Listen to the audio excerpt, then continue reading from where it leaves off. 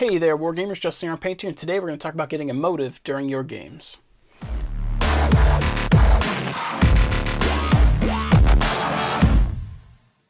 Alright guys, so before we get started today, as always, if you're looking to pick up some Battletech stuff, check out Fortress Miniatures and Games, and if you enjoy seeing the painted minis that I have, consider checking out Monument Hobbies.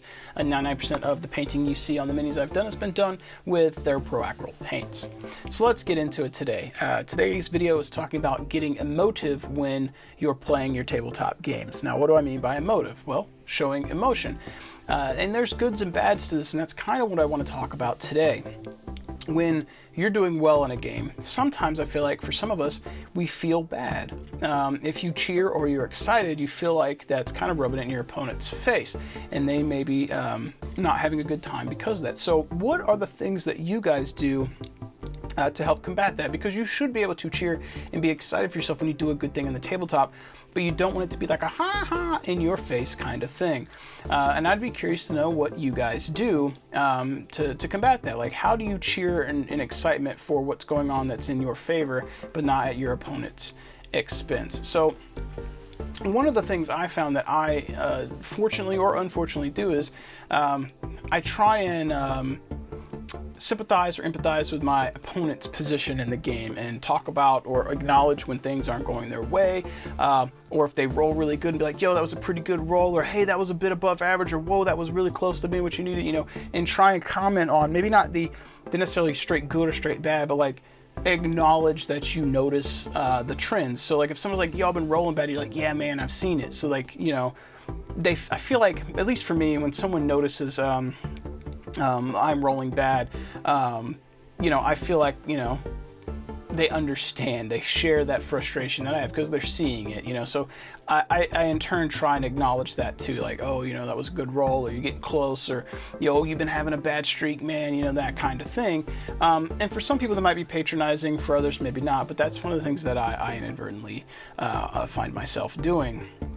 And one of the things that I struggle with is getting frustrated with my gameplay and that bleeding through, and trying to downplay that and minimize it as best as possible. So if dice rolls are going bad, I tend to kind of get frustrated, even if I don't mean to. I do, my mood changes and I don't want it to, but like, no one likes to lose, you know, but you want to have a close, good game, and you try and keep those emotions in check.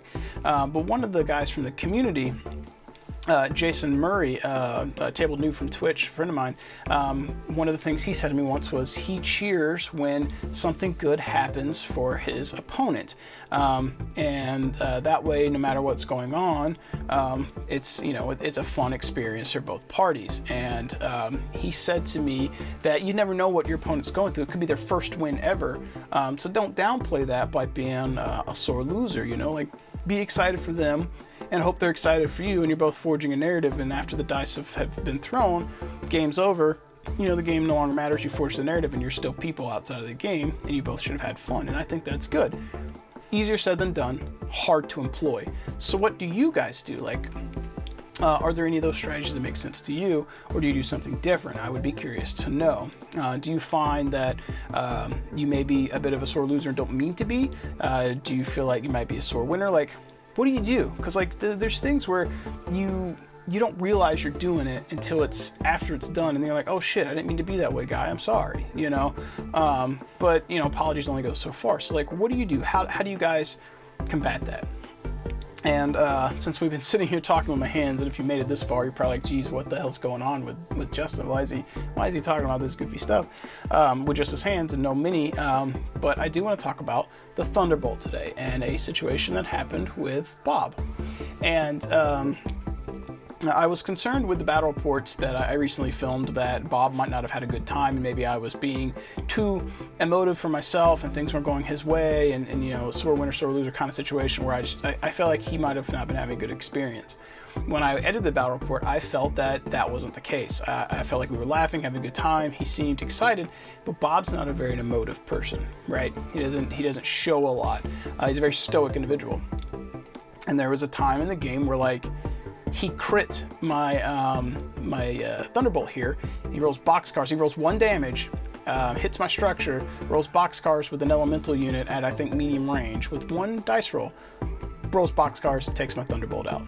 incredibly frustrating because that was huge. That almost swayed the game, right?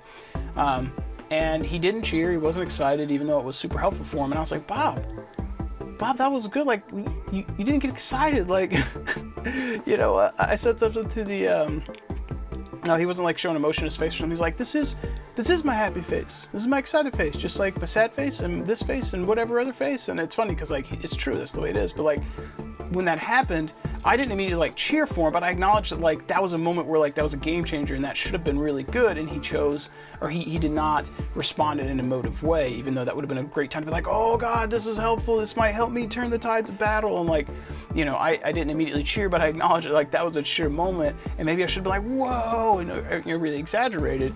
But what can you do? What can we do as a community when that kind of thing happens for an opponent and they're not emotive, or maybe they're afraid to cheer?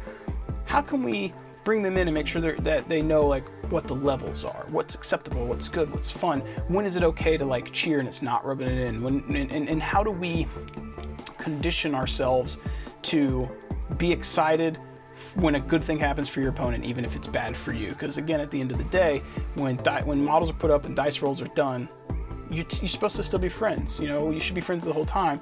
You're not competing anymore. The game's over. Did you have fun? Can you look back and enjoy the dice rolls and the crazy stories that were forged? How do you get beyond the competitive nature of wargaming and enjoy the narrative and the emotions and the fun aspects? So I'm really curious. I guess this video initially was going to be more about talking about what happened with Bob, and it's kind of turned into more like, here's what I go through, what do you guys go through, and I wouldn't know what you do to cope, or what you do to try and rectify those issues or be inclusive. Like, what do you do?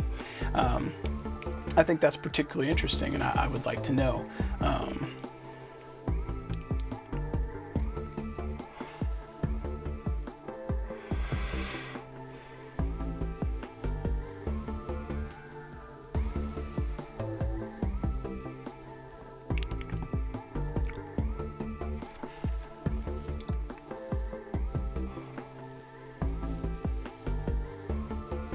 I think we've all got those moments of, like, hobby glory where crazy things happen, and then you know, years in the future, you know, you and your buddies can look back and remember those things. Like, I got a friend of mine who I think he had, like, I don't know, 15 or 17 or something, like 2-up saves to roll on a Terminator, and he passed, like, all but one of them, if not all of them. It was some stupid number of dice rolls in a row that he made on 2+s for a Terminator, which, I mean, 2+ is a 2+, but if you got 12 saves, statistically you should fail 2 of them.